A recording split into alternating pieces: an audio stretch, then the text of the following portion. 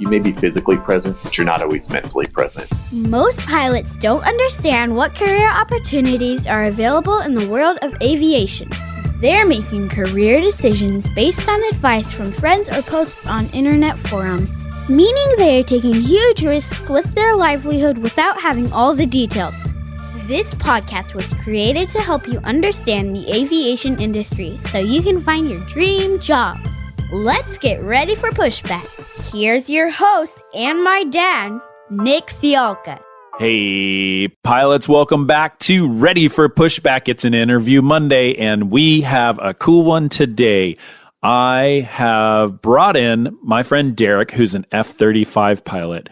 And first off, if you want to hear an F-35 pilot talk about the military and how cool that stuff is, this is a great episode for you.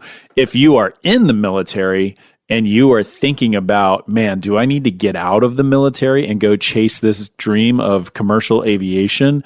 Maybe this is the perfect episode for you. And here's why. Derek is pretty senior. He's close to retirement. He's a few years away, and he is leaving. He's packing up, taking his ball and going home, and he's going to pursue the airlines and forego this 20-year military retirement. And it's a big step. And we talk about all of the things and what's going through his head and what he hopes to happen. And the reason we decided to record this was because a lot of people have this same struggle, and they're trying to figure out what's best for them, what's best for their family. And there's a lot of great nuggets in here. So sit back, relax. Let's get ready for Pushback. And last but not least, let's have a quick word from our sponsors, because without them, we wouldn't have this awesome podcast. Hey, pilot. Did you just get a new conditional job offer?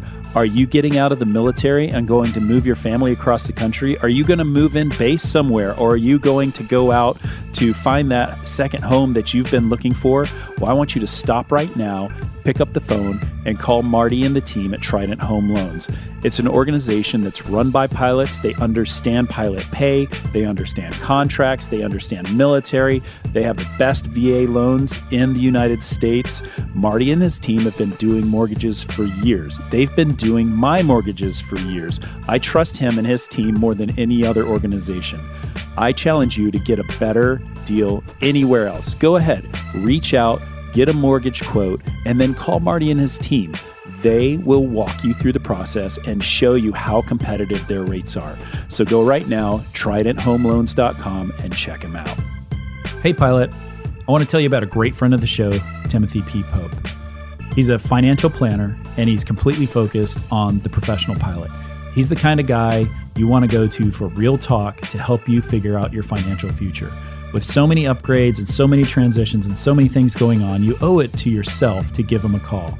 He'll help you design and execute really smart financial planning strategies, whether it's retirement planning, investment management, military transition, tax planning. He's a great financial planning partner. Timothy P. Pope, CFP, helping professional pilots make the most out of life. Give him a shout. All the information's in the show notes. You should definitely tell him I told you to call. All right, pilot, welcome back to an awesome interview episode. And I am sitting with my friend, Derek. Derek, how are you, man? I'm doing great, Nick. How are you? Dude, I am cool. I'm good. And I am really thankful that you're joining us because you have a really cool experience. And it's not unique to you. You're a military guy, and you made a big daddy decision to leave the military late in your career before you retire. And I want to talk about that because I have so many people coming to me that ask this question right here. And I feel like I'm just like directing them to this episode is so interesting. And for those of you that are not military aviators, this will give you a cool glimpse into what we do. Derek is an F-18 pilot and an F-35 pilot. So he flies Joint Strike Fighter, he flies Fat Amy, and the Battle Penguin, all the different cool names. And so I get to chat with him, and this is going to be awesome, fun conversation. So dude, okay, give me a short synopsis of where you are and what you decided to do. Yeah, man. So I'm currently living in San Diego. I just got back from a deployment, first Marine Corps F-35C deployment on an aircraft carrier. So that was pretty awesome. Got to do a lot of things, but following that, just having discussions with my wife about what we wanted to do next. And we've ultimately come to the decision that we're kind of ready to move on and kind of test our waters out in the civilian life. And for me, that's the transition applying to be an airline pilot. So we're working through that right now. I'm still flying, working at the wing, but it gives me a lot of time to kind of get my stuff together and get all my apps out there in the world. Yeah. So how many years do you have in the military? So right now I have 15 and a half, and I'll be just like 1 month and a few days, or probably not even less than a month shy of 16 years when I separate here coming up in November. Okay. Dang. 16 years. Crazy, man. It feels scary, feels weird, and everyone just looks at me sideways like, dude, what are you doing? Like, how are you not going to do one more set of orders and get to 20? And so, yeah, it's a big decision. Yeah. So let me set the stage a little bit for the non-military pilot that's listening here. And if you're thinking about joining the military, this is so interesting, because the first thing that happens once you decide you're going down that path to be an aviator in the military is you go through flight school. At the end of flight school, they give you your wings, which are super awesome, cool thing, giant accomplishment. But then they also give you this commitment. And the commitment right now, is it 10 years plus wings? I think it depends on the serviceman. I think the Air Force is 10 years. I think the Navy, Marine Corps are back to 8. I know there was a time when they were hurting so bad that some guys were getting 6 years. So I think you just ultimately got to read your contract and know what your commitment is. Yeah, I think mine was 6 years back in the day. I'm an old man. Okay, so you get into the military, you get your flight time, your flight school, and then you have this essentially decade-long commitment. And every 4 years, you go to a different job, right? The first squadron, you're flying whatever your mission set is.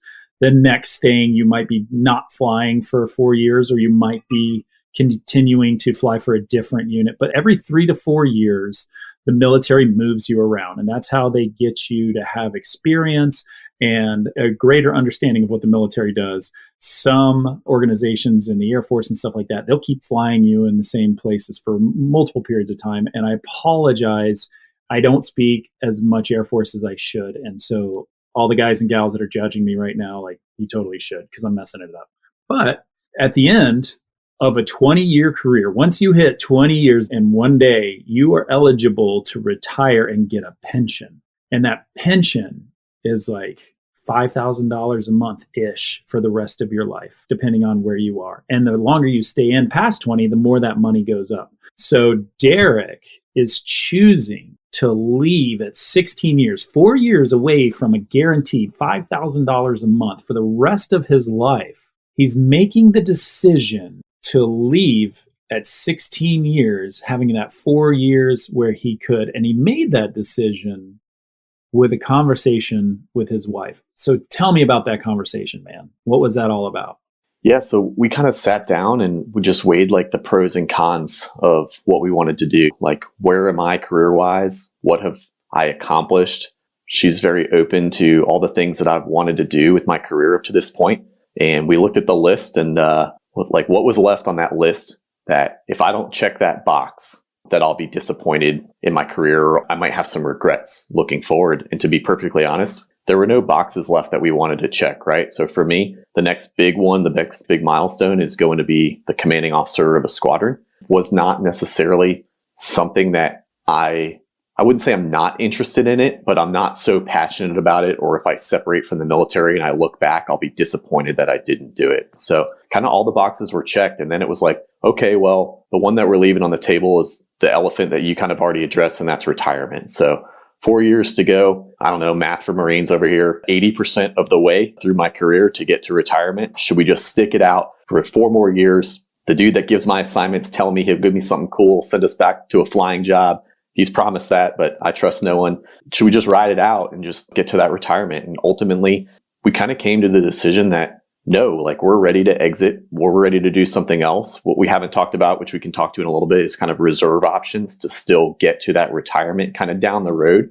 But airline hiring being the way it is right now, 4 years from now, I don't know what the economy is going to look like. Potentially giving up thousands of numbers in seniority to stay in for 4 more years to get more flight time that I don't need because I already meet the mins to move on. And we can find a way to a retirement. And then the flip side of that was just family life, man. So like being gone for so much, like you talked about moves. There was a point where we had moved 9 times in 11 years. We're like, man, we're ready to do 1 or 2 more moves, choose where we want to go, get some family life, watch my son grow up a little bit, and just kind of pay it back and be home and be present a little bit more. Because military life, you know how it is, Nick, but like even when you're deployed, you're gone. And then when you come home, you get a couple weeks off and then you're back at work and you're still like mentally gone. So it's still 10 to 12 hour days. And then you come home from work and you're still like, your mind is running and you're still thinking about work, and you're not always like, you may be physically present, but you're not always mentally present. And so we're kind of looking forward to just that stability and getting ready to get out there and try something new and be around.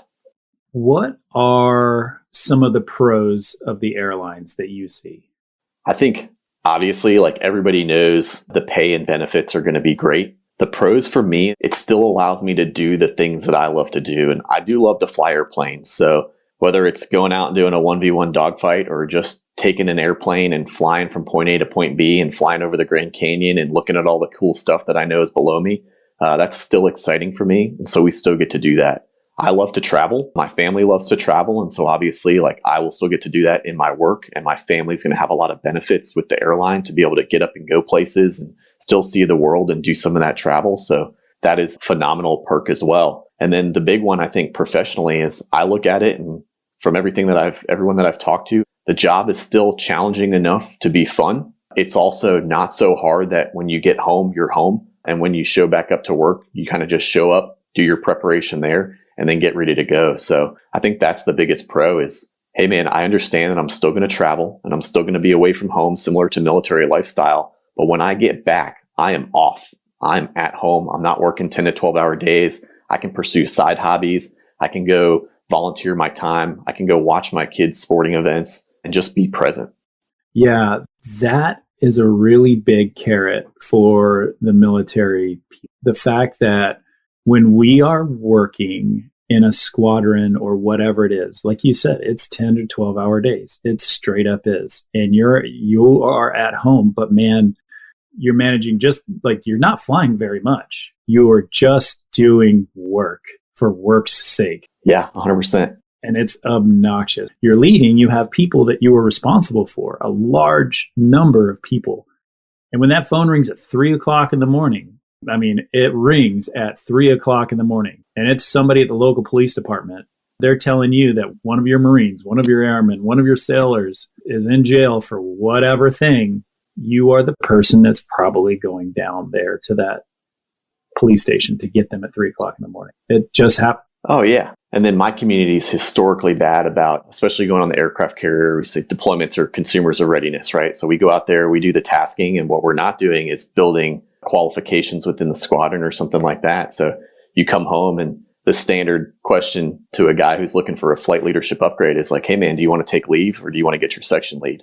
And so now it's like, yeah, maybe you get a week off after a deployment, but then you're right back and I'm spending all my time at work doing my ground job, doing the leadership position. And then the extra time after that is I'm studying for a BFM briefing lab, or I'm getting ready for some kind of flight leadership upgrade. Now the squadron could not accomplish on deployment. So we have to do all that back home, and then there's stress, right? So then I'm not at home because all I'm doing is I'm sitting on the couch and I'm thinking about this flight brief that I have to give the next day instead of hanging out with my family and enjoying that time. Yeah. For you non-military folks, let's talk about what it's like to be in the military. If you are a pilot in the military, you are responsible for progressing in your skill level. You don't just learn to fly the pattern and that's it. If you're a jet guy, you need to be really good at dogfighting. You need to be really good at all the different weapon systems that are on the plane. And you need to brief like a champ. And briefing like a champ takes an unbelievable amount of time. Hours and hours and hours worth of preparation. You have to go and set up a board. Once you set up, like doing the brief, when I was there, it was a whiteboard. I'm sure you probably do it on a computer now, but you have to go through dozens and dozens and dozens of different things on this list that you need to talk about to expect. It takes hours to do these briefs sometimes. Sometimes you have an entire air wing that you're briefing, and it's just so much work. I mean, I cannot tell you how much time this takes. And the things that you're studying are probably minimum secret. So if they're secret, you can only do that in certain locations within the squadron spaces. You can't do it at home. It's not like you can bring your laptop home and sit there on the couch and watch Frasier and study for this stuff, right? Frasier, now I know you're old. What are you talking about? Frasier's a great... I don't know. That's like everybody brings up Seinfeld. Oh my gosh. Yeah. You're right. I am old. Damn. Yeah. But tell me I'm wrong. Dude, Derek, tell me I'm wrong. No, you're 100% right. We kind of use computers, but it's still a whiteboard. We're back in the secure facility, whether it's a secret vault or for F-35 guys, the SAP-F. And that's where you have to do all your prep. And it's just hours and hours. I can't tell you how much time I spent in an empty room by myself, just talking to a wall, doing that, or just using a buddy as a sounding board that's going through a similar flight lead upgrade and just talking through things to make sure that we sound good to get those briefs the way the instructor wants to hear it. Yeah. I mean, the Top Gun movie, they'd waste the entire movie if they just did one brief. They just recorded one brief. No one would like it. Yeah. No, it'd be like, what the hell is this? Get me out of here. Yep. Absolutely. No volleyball. It's just volleyball. That's right. You got to have a volleyball. So do you play volleyball? Not well. Okay, cool. That used to be a prereq when I was younger to be a jet guy, be a good volleyball player. So I spend time on that because a lot of people are considering joining the military and what it takes. And whether you're flying a jet or a helicopter or a logistics aircraft or anything, there's a huge, huge time requirement that has nothing to do with flying. And it has nothing to do with leading people. It has everything to do with you making yourself smarter. And you have to be so good and so adept at giving these briefs. That's why we all sound like robots. Whenever you're talking to a military person, you're like, man, that guy's totally military. The reason is because we have to do that so much, it just gets in your head. So, all right, so back to this calculus about getting out, right? So you're at 16 years. Mm-hmm. You could take one more set of orders and be gone.com and be busy, busy, busy. Or you could go to an airline and make less money for the first year, right? Yep. Was budgeting part of this conversation that you and your wife had? To a degree, yes, but almost more after the fact, right? So the money thing is like, it's great. And we know in the long run, like the airline, man, Delta's new contract, that looks pretty awesome. Good for you. So in the long run, we knew what it was going to be, but it was more just like a conversation, not on like, what's the first year going to look like? That happened after we made the decision. So once we made the decision, it was like, great, we made it with enough time. I had 12 months by the time we made the decision. And so it's like, hey, how do we manage the next 12 months? How can I manage my terminal leave and some of those things to kind of overlap when I start, to double dip for about 90 days, to just help mitigate that first year pay? And how much money do we think we need to save going into that to just make that livable, to get through that, to kind of get to year 2, 3, 4 and beyond without having the retirement pay as a cushion? Yeah. Now, is the plan to stay in the reserves? Yeah, absolutely. I will look to stay in the reserves. Not really sure where yet. I've got some Marine Corps opportunities, looking at the Air National Guard, all those things, but can kind of offset some of that first year pay with drilling and doing some of those opportunities. And then that's still, for those of you out there that don't know, you can still get to a retirement through the reserves, just if you don't do it through active duty time. So if you're just drilling periodically or going in for your 1 weekend a month, 2 weeks a year, you will not receive that retirement pay until I think, 59 and a half or 60 years old. So qualifying years and all those things, it'll probably take me 4 to 5 years of time in the reserves to get the points that I need to accrue retirement. I'd maintain benefits through all that, but I would not receive retirement pay until about 60 years old, depending on how many points I accrue. So get there eventually. We knew we had to do that to get that at some point. But I'm giving up that 22 years of receiving retirement pay just to go get to start at the airline 4 years earlier. Yeah. And okay, so I talked to some people who are trying to thread the needle like this. They'll get out and then they'll get on with a major or whatever airline they can, right? Mostly the focus is get that major, right? And once you are able to be there and get that seniority number, you take a set of orders, you take a certain set of orders for that first year. And depending on what branch you choose to affiliate with, right? If you join the Marine Corps, they're really hard up on giving you time. Like they will not, it's pulling teeth to try to get a year's worth of orders. And once you hit 18 years, you get into sanctuary, right?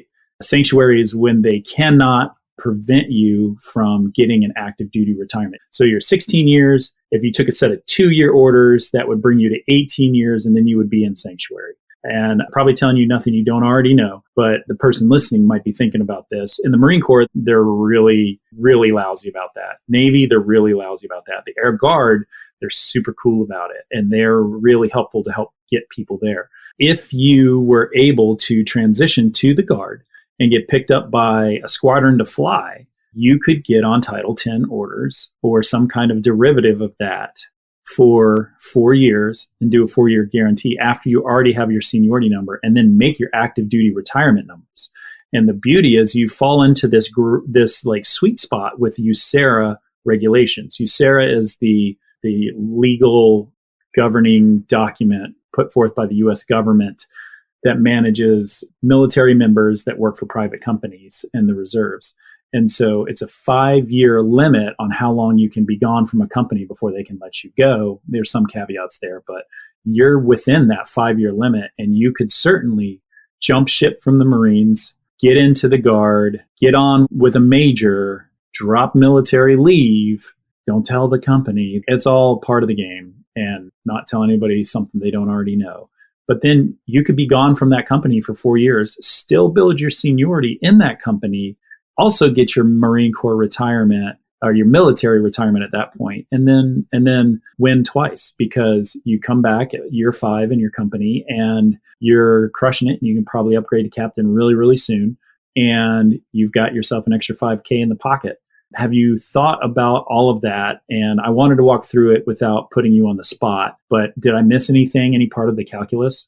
No, I think you hit all that. And I've absolutely thought about all that and would love to be one of those people if I'm looking into kind of some of those opportunities right now. But the ultimate decision was we couldn't make the decision like counting on that to happen, right? So if that opportunity for Title 10 orders comes available, then I would for sure take it. And then assuming the situation was right, they're like, hey man, go back in, activate, be a department head and go on 3 more deployments in 4 years. It's like, no, I don't think so. If I wanted to do that, I would have just stayed in. But if there's a Guard unit where I could activate or something like that and do 4 years, I would jump at that opportunity and accrue the seniority. But our calculus had to be best opportunity was to just go be a fleet replacement squadron instructor, stay with the Marine Corps. So that was kind of like the not worst case scenario. It's an option that will get me to a retirement, and I've enjoyed my time in the Marine Corps, but I know they're not going to get me that active time. So we had to base our decision off that part-time reserve, knowing that I would potentially not get that retirement paycheck until later in life. I know that the Commandant of the Marine Corps listens to this podcast, and I would say, my man, you've got to relax the rules about getting people into sanctuary. That would help retention so much. Same thing with the CNO, the Chief of Naval Operations.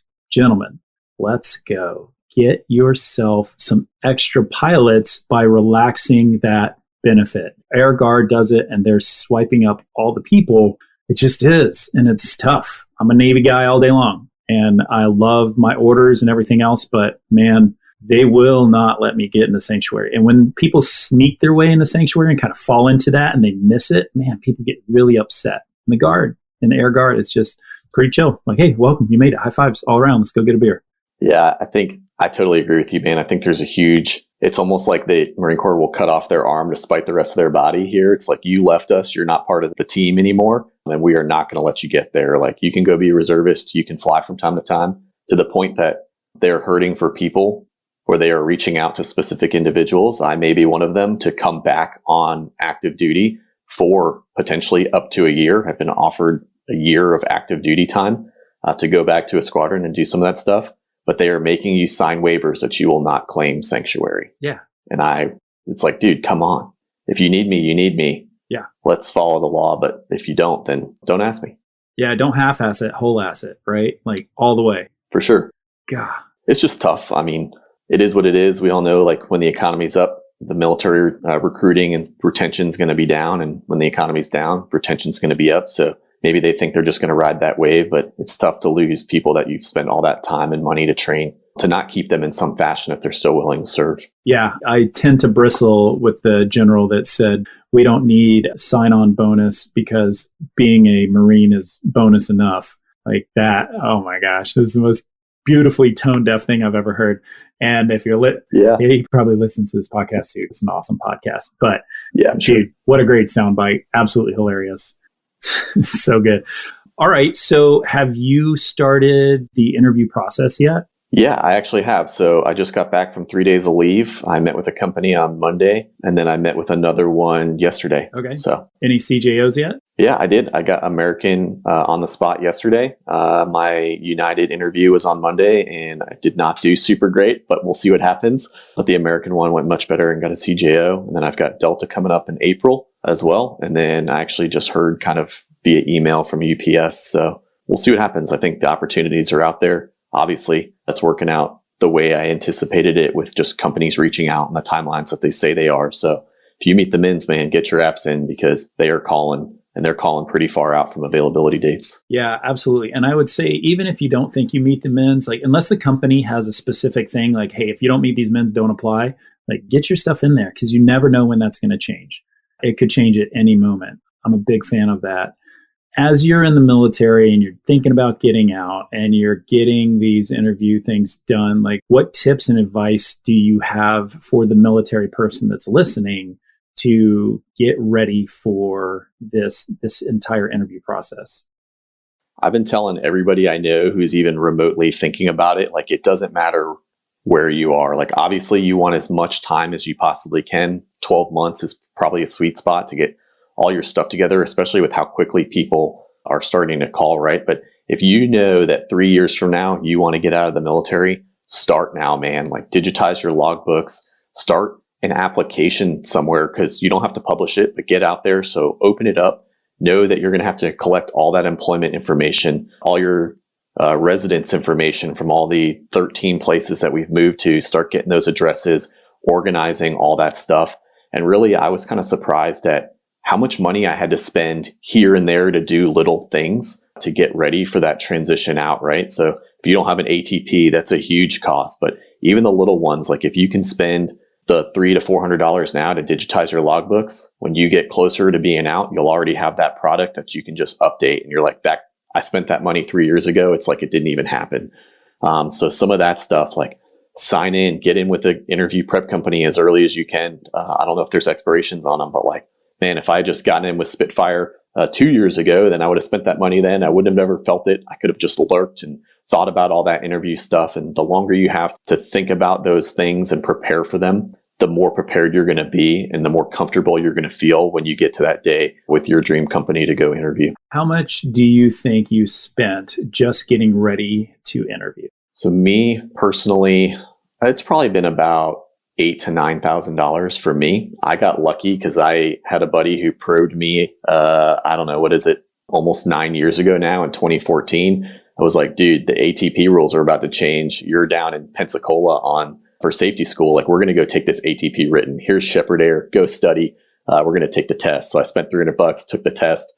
2 years later, it almost expired and I had to do the practical. So I just knocked it out in 2016, even though it got me a restricted ATP. And so I've been holding on to that. But obviously that one's a huge one. If you haven't done ATP, just finding the time on military orders to go do that and knock that out. But then just everything else, interview prep. If you don't own a suit, you got to go buy a suit. If you're in the military, go deploy, go to Korea. There's a dude that'll do it over there for super cheap and he'll get you looking good. So go do that. You could do it in Bahrain too. I've got like 12 suits from deployments. So all those little things just kind of add up over time. The logbooks, the FCC radio operators permit, all those application fees, airline apps, if you want to pay that one, just all those things just start to add up kind of over time. They really do. And it's the further out that you can start, especially military people, 36 months or longer out, you start putting those little dollars forward. You don't feel it as much as if you're a year out and all of a sudden you're like, man, I don't have $9,000 it's sitting in my pocket to outlay. That's my fund for this, that, or the other. So whether you have it or not, if you do it incrementally, it's definitely easier. And to your point, if you are a Spitfire client, that never expires. It's always there. You can just hang on to that. And we're happy to have you. That's why we've got tens of thousands of people that go through it. It's super fun. So you have these interviews, you've got some CJOs, you've got all these decisions to make. Like, what makes you nervous? What makes you, like, what keeps you up when you're thinking about all this? Yeah, that's a great question. I think our wife and I are like our biggest discussion, our stressor is just like, where are we going to move? It is tough to pick like where you're going to go when you have the option to do it. And so we've kind of taken that one incrementally as well. It's kind of how we're approaching it, kind of narrowed it down to a couple locations based on what reserve opportunity I ultimately end up going with. And so we're going to almost view it as like one more military move, right? Like we're going to move to one of these two places, live near where I'll do my reserve job, admit that I'll commute to the airline job for 4 to 5 or how many ever years, as long as I'm happy with the reserve gig, which kind of opens up some doors for us as well too, right? Because it doesn't make as much stress, right? So take Delta, for example, and I'm like, man, I'm diehard on Delta because I want to live in Atlanta. And then I go there and my social security number is like quad zeros and I get whatever it is out of Salt Lake City or LAX. And now I'm commuting anyways. That can be stressful. So kind of build that seniority up to where I now have the opportunity to bid to a more senior base. And then we can just move there following my reserve opportunities with that kind of retirement coming down the line. So I think that's been beneficial to us to kind of take some of that stress off. And then really it's just now like, what company do I want to work for? And I think we're really going to choose that based on what kind of flying opportunities are available and where can we live? Because ultimately we want to get as close to living in domicile as possible. Yeah. And I want to bring you to one thing. So I was hired by my major and I was living in Texas and commuting to Atlanta. And it was a huge hassle. And it worked for a while, but I hate commuting. And we knew we wanted to move there. But it was so expensive for my family to go and do it. I have, there's 7 people in our family. It was going to cost almost $50,000 for us to move. And so what I did is I started looking out and about and looking for a set of orders that included a PCS, a permanent change of station move, where the Department of Defense will pay a moving company to move your family. And so they moved us out to California for 6 months. And then they're going to move us to Atlanta and we'll be out of pocket nothing and we'll have a family vacation for 6 months. So if you are in a place where you think you want to get to your base, you want to get in base, but you can't, that is certainly a way to thread that needle. It a little bit of a time requirement, but once you already have that seniority number, you can keep moving yourself up there. And that's a really fun way to thread that needle, as long as you can find somebody that and they are out there. They are out there. I mean, there's a Navy one, which is even crazier. People are blown away because of the Navy, but the Guard all day long, they'll do that. So always. Yeah, that's a great point. Never tie yourself down based on just a location, I think. Maybe. Yeah, for sure. Man, I think this has been so interesting because it is such a big boy step to go out there and to make that move 4 years prior to this retirement. And I think you're, first off, brave as hell. And second off, smart as hell. Because I think that getting that number, you can always go back to the military. You can always fall back on it. If the economy falls apart, guess who wants people? The military. So kudos to you, brother, and way to keep you and your wife both. Like, you guys together are an awesome team because you're able to really see a big picture. So good job. I appreciate it. I can't take all the credit, man. There's for sure. I had some people in front of me that have done similar things. So I got to watch others go through it. Now I see them sitting on the other side of the fence, just smiling like crazy. So that made it easier. But I mean, it is scary. Like, I've been in the Marine Corps since I got out of college, and like, I've never interviewed for a job. I've never written a resume. I've never done any of those things. I've never had to go to an interview and kind of put yourself out there. So it is a weird place to be, having to kind of put yourself out there in the world again. And it's a little bit scary to do so. But having gone through a couple interviews now and some of this process, like, it's very reassuring to know that you have all the things that the airlines are looking for. Like, get in there, put yourself out there, and then do the right preparation. Like, get out there, get with an interview prep company. It's going to help you to just shape your experiences, to communicate them the right way so that the airline hears what they want to hear. And just really, that's just a humble, approachable dude that they want to sit next to for 3 to 4 hours somewhere. But you can shape those experiences the right way. And then when it all comes together, it's super exciting to kind of see the other side and the opportunities that are out there. I couldn't have said it better. Derek, you're awesome. Thanks for joining us. And thank you for all this awesome value. Thanks for having me, Nick. Hey, before you jump out of here and go on to the next podcast, can I ask a big favor? Would you mind going over to your app that you're listening to this podcast on and give me a review? Give me a 5-star review if you love it. Give me a 1-star review if it totally sucks. Put a comment in there, something that is helpful. It helps me. It helps get the word out there. It helps people find the podcast, and that's super cool.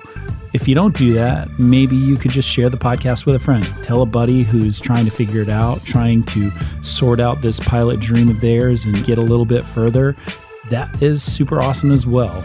Last, if you don't do either of those two things, how about this? Find a way today to make yourself 1% better. Do that thing that you've been putting off. Put your foot forward, make movement, get yourself going, get that inertia that you need to succeed in this industry. So that's your choice. Leave a review, tell a friend, or make yourself better. Either way, it's all a good choice. And I'm super stoked you're listening, and I will see you on the next episode. The statements made on this show are my own opinions and do not reflect, nor are they under any direction from my employer.